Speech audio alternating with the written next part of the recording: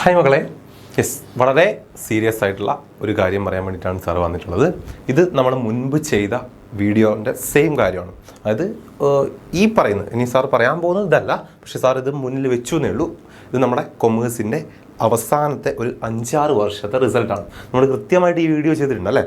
അതിൽ നമുക്കറിയാം 2019 നമ്മുടെ കൊമേഴ്സ് സ്ട്രീമിൽ ഉണ്ടായിരുന്നുള്ള റിസൾട്ടാണ് 84% ഒക്കെ ഉണ്ടായിരുന്നു. പക്ഷേ നമ്മുടെ ലാസ്റ്റ് ഇയർ 2025 ആകുമ്പോഴേക്കും അത് ഇവിടെ എത്തിയിരിക്കുന്നു. അതായത് ഒരു 10%ഓളം താഴോട്ട് വന്നിരിക്കുന്നു. ഓരോ വർഷവും കുറഞ്ഞാണ് പോയിക്കൊണ്ടിരിക്കുന്നത്. ഓക്കെ, നമ്മളത് കൃത്യമായിട്ട് പറഞ്ഞതാണ്. അതായത് ഒരു 1,00,000-ൽ കൂടുതൽ കുട്ടികൾ കൊമേഴ്സ് സ്ട്രീം പഠിക്കുന്നുണ്ടെങ്കിൽ അതിൽ വെറും ഒരു 4.5K കുട്ടികൾക്ക് മാത്രമാണ് കഴിഞ്ഞ വർഷം ഫുൾ A+ കിട്ടിയിട്ടുണ്ടായിരുന്നു. നമ്മൾ കൃത്യമായിട്ട് അനലൈസ് ചെയ്തിട്ട് ഈ ഒരു റിസൾട്ടിൻ്റെ ഡീറ്റെയിൽസും കാര്യങ്ങളൊക്കെ സാറ് മുന്നൊരു വീഡിയോയിൽ പറഞ്ഞിട്ടുണ്ടായിരുന്നു ഈ ഒരു മാറ്റത്തിൻ്റെ. ഓക്കെ, അതിൽ കൂടുതലും കാര്യങ്ങളൊന്നും നമുക്ക് അവൈലബിൾ അല്ല, എന്നാലും അവൈലബിൾ ആയിട്ടുള്ള ഡീറ്റെയിൽസ് വെച്ചുകൊണ്ടുള്ള കാര്യമാണ്. റെഡി? അപ്പോൾ സാറ് വന്നിട്ടുള്ളത് ഇതൊന്നും പറയാൻ വേണ്ടിയിട്ടല്ല. എന്തുകൊണ്ടാണ് ഇതിങ്ങനെ സംഭവിക്കുന്നത് എന്നുള്ളതാണ് ഇപ്പോഴും കൊമേഴ്സ് സ്റ്റുഡൻസിന് അറിയാത്ത കാര്യം. അല്ലെങ്കിൽ എന്താണ്, സീരിയസ് ആയിട്ട് നിങ്ങൾ എടുക്കാത്ത കാര്യമാണ്. ഒരു 8, 9, 10 ക്ലാസ്സുകളിൽ പഠിച്ച സെയിം സബ്ജക്റ്റ് തന്നെ കുറച്ചും കൂടെ അഡ്വാൻസ് ആയിട്ടുള്ള കാര്യങ്ങൾ പഠിക്കുന്നതാണ് ഈ സയൻസ് സ്ട്രീം എന്ന് പറഞ്ഞാൽ. അല്ലേ, അവർ പഠിച്ച സയൻസ് സബ്ജക്റ്റുകൾ തന്നെയാണെന്ത് അവർക്ക് +1 +2 പഠിക്കാനുള്ളത്.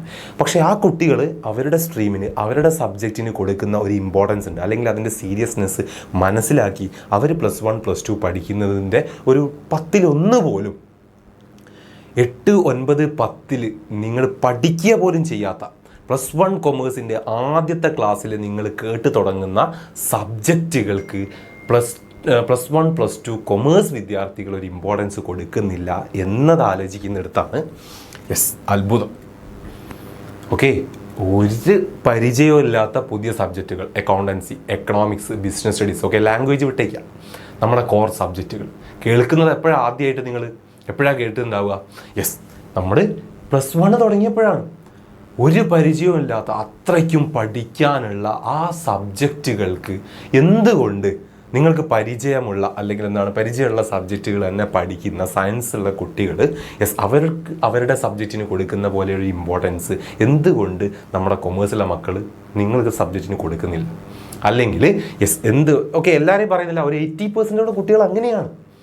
പ്രോപ്പറായിട്ട് ഒരു ട്യൂഷനൊക്കെ പോയിട്ട് +1 +2 പഠിക്കണം എന്ന് ആഗ്രഹിക്കുന്ന എത്ര പേരുണ്ട്? എല്ലാവരെയും മൈൻഡിൽ കൊമേഴ്സ് സിമ്പിളാണ്, എളുപ്പത്തിൽ പാസ്സാവും. ആര് പറഞ്ഞു? കൊമേഴ്സ് പാസ്സായി കഴിഞ്ഞ് ഒരു നല്ലൊരു കോളേജിൽ നല്ലൊരു മാർക്കില്ല, നിങ്ങൾക്ക് ഒരു സബ്ജക്റ്റിനും നിങ്ങൾക്ക് കിട്ടാൻ പോകുന്നില്ല, അഡ്മിഷൻ കിട്ടാൻ പോകുന്നില്ല. സയൻസുകാരേക്കാൾ കൂടുതലായിട്ട്, ഹ്യൂമാനിറ്റീസുകാരെക്കാൾ കൂടുതലായിട്ട് പെർസെൻറ്റേജ് +1 +2 വേണ്ടത് കൊമേഴ്സുകാർക്കാണ്. ആ റിയാലിറ്റി എന്ന് നിങ്ങൾ മനസ്സിലാക്കാത്തത്? അതാണ് ഇവിടെ സംഭവിക്കുന്നത്. അതുകൊണ്ട് തന്നെയാണ് ഓരോ വർഷം കഴിയുന്നതിനനുസരിച്ച് കൊമേഴ്സിലെ മാർക്ക് കുറഞ്ഞു വരുന്നത്. കാരണം അതിനനുസരിച്ച് ഓരോ വർഷം കഴിയുമ്പോഴും ഗവൺമെൻറ് എന്ത് ചെയ്യുന്നുണ്ട്, നമ്മുടെ പേപ്പറിൻ്റെ ആ ഒരു സ്ട്രക്ചറും കാര്യങ്ങളൊക്കെ നന്നായിട്ട് കൂട്ടുന്നുണ്ട്, ലെവലും കാര്യങ്ങളും. അതിൻ്റെ ഇടയിലാണ് സീരിയസ് ആയിട്ട് സബ്ജക്റ്റിനെ പോലും കാണാത്ത കുറേ അവന്മാർ കൊമേഴ്സിലുള്ളത്. പിന്നെ പറയണ്ടല്ലോ, 10% അല്ല, അടുത്ത വർഷത്തുമ്പോഴത്തേക്ക് 20% കുറയും, 50% ഒക്കെ ആവും എന്നാണ് വിജയ ശതമാനം എന്ന് പറയുന്നത്. സ്വാഭാവികമാണ്. നിങ്ങൾ മനസ്സിലാക്കുക, നമ്മുടെ ക്വസ്റ്റ്യൻ പേപ്പറിൻ്റെ ലെവൽ എന്താണ്? കൊഗ്നിറ്റീവ് ലെവലാണ്. എന്താണ് ഈ കൊഗ്നിറ്റീവ് ലെവൽ എന്ന് പറഞ്ഞാൽ? ചുമ്മാ പഠിക്കുക എന്നുള്ളതല്ല. നമ്മളവിടെ തിങ്ക് ചെയ്യണം, മനസ്സിലാക്കണം, അനലൈസ് ചെയ്യണം, അപ്ലൈ ചെയ്യണം. ഇതൊക്കെ തന്നെയാണ് നമ്മുടെ ക്വസ്റ്റ്യൻ പേപ്പറിൻ്റെ ഡിസൈൻ എന്ന് പറയുന്നത്. അറിയില്ലെങ്കിൽ മനസ്സിലാക്കി വെച്ചോളുക. നമുക്കിതാ ഓർത്ത് വെക്കേണ്ട കാര്യങ്ങളുണ്ട്, അണ്ടർസ്റ്റാൻഡ് ചെയ്യേണ്ടതുണ്ട്, അപ്ലൈ ചെയ്യേണ്ടതുണ്ട്, അനലൈസ് ചെയ്യേണ്ടത്, ദെൻ ക്രിയേറ്റ് ചെയ്യേണ്ടത് വരെ ഉണ്ട്, ഇവാലുവേറ്റ് ചെയ്യേണ്ടത്. ഇങ്ങനെയാണ് നമ്മുടെ ക്വസ്റ്റ്യൻ പേപ്പറിൻ്റെ ഡിസൈനും. ഇതിനനുസരിച്ച് വെയിറ്റേജും ഉണ്ട്. നോക്കുക, റിമെമ്പറിങ് ആൻഡ് അണ്ടർസ്റ്റാൻഡിങ് ലെവലിൽ നിന്നാണ് നമുക്ക് 50 and 55% ക്വസ്റ്റ്യൻ ഉണ്ടാവുക. അതിന് ശേഷം അപ്ലൈയിങ് ലെവലാണ് 20 and 25 വരിക. ദെൻ ബാക്കി 20 and 25 analysing, evaluating and creating ആണ്. ഓക്കെ, ഇങ്ങനെയാണ് നമ്മുടെ ക്വസ്റ്റ്യൻ പേപ്പർ എന്ന് നിങ്ങൾ മനസ്സിലാക്കുക. ആദ്യം റിമെമ്പറിംഗ് ആണ്. ഒരു കൺസെപ്റ്റ്, ഒരു കാര്യം കൃത്യമായിട്ട് പഠിച്ചാൽ ഓർത്ത് വെക്കാൻ നിങ്ങൾക്ക് പറ്റണം. പ്രത്യേകിച്ച് നമ്മുടെ ഡെഫിനിഷനും കാര്യങ്ങളും പഠിച്ചിരിക്കണം, ഓർത്ത് വെക്കണം. റെഡി? പിന്നെ അണ്ടർസ്റ്റാൻഡിങ്, കൃത്യമായിട്ട് അതിൻ്റെ കൺസെപ്റ്റുകളും കാര്യങ്ങളും മനസ്സിലാക്കി വയ്ക്കുക. ചുമ്മാ പഠിച്ച് വായിച്ച് ഓർത്ത് വെച്ച് പോയല്ല. അതെന്ത് ചെയ്യുക, യെസ് അത് മനസ്സിലാക്കുക, അതെന്തിനാണ് നമ്മൾ അവിടെ യൂസ് ചെയ്യുന്നത്, അല്ലെങ്കിൽ എന്തിനു വേണ്ടിയിട്ടാണ് നമ്മൾ പഠിക്കുന്നത്, ആ ഒരു ചാപ്റ്ററിനാണെങ്കിൽ അതൊക്കെ റിലേറ്റ് ചെയ്തുകൊണ്ട് മനസ്സിലാക്കുക ആ ഒരു കൺസെപ്റ്റിനെ. ഓക്കെ, ദെൻ അതിനുശേഷം അത് അപ്ലൈ ചെയ്യണം. അപ്ലിക്കേഷൻ നിങ്ങൾക്കറിയാം, നിങ്ങളിപ്പോൾ ചെറുപ്പത്തിൽ മുതൽ എന്താണ് മാത്സ് ചെയ്യുന്ന കുട്ടികളാണ് അല്ലേ. ഇക്വേഷൻസും കാര്യങ്ങളും ഒക്കെ വെച്ച് നമ്മൾ പഠിച്ചിട്ടുള്ള ഒരുപാട് കാര്യങ്ങൾ വെച്ച് ഫോർമാറ്റുകളൊക്കെ വെച്ച് അപ്ലൈ ചെയ്യാം. അക്കൗണ്ടൻസി ഫുൾ ആപ്ലിക്കേഷനാണ് അല്ലേ, എക്കണോമിക്സ് ആപ്ലിക്കേഷനാണ്. റെഡി, അത് നിങ്ങൾക്കുണ്ട്.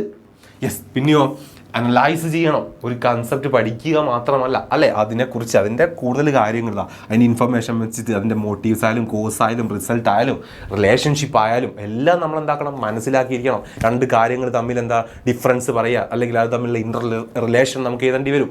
സോ അനലൈസ് ചെയ്യണം നമ്മൾ. ഓക്കെ, ഒരു കൺസെപ്റ്റും മറ്റൊരു കൺസെപ്റ്റും തമ്മിൽ നമ്മൾ എന്താക്കണം, അനലൈസ് ചെയ്ത് നോക്കണം, ആവശ്യമുണ്ട് നമുക്ക്. Then last evaluating and creating ആണ്. ഓക്കെ, നമുക്കൊരു സ്റ്റേറ്റ്മെൻറ്റോ കാര്യങ്ങളോ ഒക്കെ തന്നുകൊണ്ട് നമുക്ക് പഠിച്ചിട്ടുള്ള ഏതെങ്കിലും ഒരു കൺസെപ്റ്റ് ഒക്കെ വെച്ചുകൊണ്ട് അതിനെ നമ്മൾ എന്താ ജഡ്ജ്മെൻറ്റ് ചെയ്യൂ അല്ലെങ്കിൽ ജസ്റ്റിഫൈ ചെയ്യൂ എന്നൊക്കെ ചോദിച്ചിട്ടുള്ള ഒരുപാട് ക്വസ്റ്റ്യൻസ് ഉണ്ടാവാറുണ്ട്. ബിസിനസ് സ്റ്റഡീസൊക്കെ അധികം ഇങ്ങനെയാണ് വരിക. അപ്പോൾ ഇതാണ് നമ്മൾ എത്തുന്നത് ക്വസ്റ്റ്യൻ പേപ്പറിൻ്റെ ഡിസൈന്.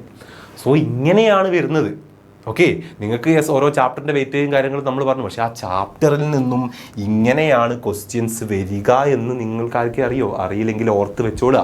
സോ ജസ്റ്റ് എന്താണ്, ഒരു ബുക്കോ ഒരു പെന്നോ എടുത്ത് വെച്ച് ഒരു ടെക്സ്റ്റ് എടുത്ത് 2 പേജ് മറച്ചിട്ട് അത് പഠിച്ചു, ഇതും മനസ്സിലായി, ഇതും മനസ്സിലായി എന്നുള്ള രീതിയിലുള്ള പഠിപ്പ് നിങ്ങൾ അവസാനിപ്പിക്കുന്നു. അല്ലെങ്കിൽ ഒരു കാര്യം പഠിച്ചു കഴിഞ്ഞാൽ അത് ഈ ലെവലിലെല്ലാം ഇങ്ങനെയൊക്കെ എനിക്ക് ഒരു ക്വസ്റ്റ്യൻ പേപ്പറിലേക്ക് അത് അപ്ലൈ ചെയ്യണം, അല്ലെങ്കിൽ ഒരു ക്വസ്റ്റ്യൻ പേപ്പറിലേക്ക് ആവശ്യമുണ്ട് എന്ന് നിങ്ങൾ മനസ്സിലാക്കി വെക്കുക. അതിനനുസരിച്ച് നമ്മൾ ഓരോ കൺസെപ്റ്റും ഓരോ പാഠവും പഠിച്ച് മുന്നോട്ട് പോവുക, കുറച്ചുകൂടെ സീരിയസ് ആയിട്ട്. ഞാൻ പഠിക്കുന്ന എൻ്റെ കൊമേഴ്സ് സബ്ജക്റ്റ് അല്ലെങ്കിൽ കൊമേഴ്സ് സ്ട്രീം എന്ന് പറഞ്ഞാൽ അത് ഒരുപാടുണ്ട്, വിചാരിക്കുന്നത് പോലെയല്ല എന്ന് നിങ്ങൾ മനസ്സിലാക്കുക. പലരും +1 ഒക്കെ കഴിഞ്ഞ് പോകുമ്പോഴും +1 പഠിക്കേണ്ട കാര്യങ്ങൾ പോലും പഠിക്കാതെയാണ് പോകുന്നത് അല്ലേ. കൃത്യമായിട്ടൊരു അക്കൗണ്ടൻസിൻ്റെ ഏറ്റവും ബേസിക് കാര്യമാണ് ഒരു ജേണൽ എഴുതുക. ആ ജേണൽ തന്നെ പ്രോപ്പറായിട്ട് പഠിക്കാതെയാണ് പല കുട്ടികളും +1ഉം +2ഉം കഴിഞ്ഞ് പോകുന്നത്. നിങ്ങൾ എന്തിനാണ് പിന്നെ കൊമേഴ്സ് സ്ട്രീം ചൂസ് ചെയ്തിട്ടുള്ളത്? ഓർത്തോക്കുക. ഓക്കെ, അപ്പോൾ ഈ കാര്യങ്ങൾ മനസ്സിലാക്കുക. എക്സാം ടൈം ആയെന്ന്, അതുകൊണ്ടാണ് സാർ ഈ ടൈമിൽ ഈ റിസൾട്ടും കാര്യങ്ങളും അല്ലെങ്കിൽ ഈ ഒരു ഡിസൈനൊക്കെ വെച്ചുകൊണ്ട് ഇങ്ങനെ ഒരു വീഡിയോ ചെയ്യുന്നത്. സീരിയസ് ആയിട്ട് മക്കൾ മനസ്സിലാക്കുക. Okay, by.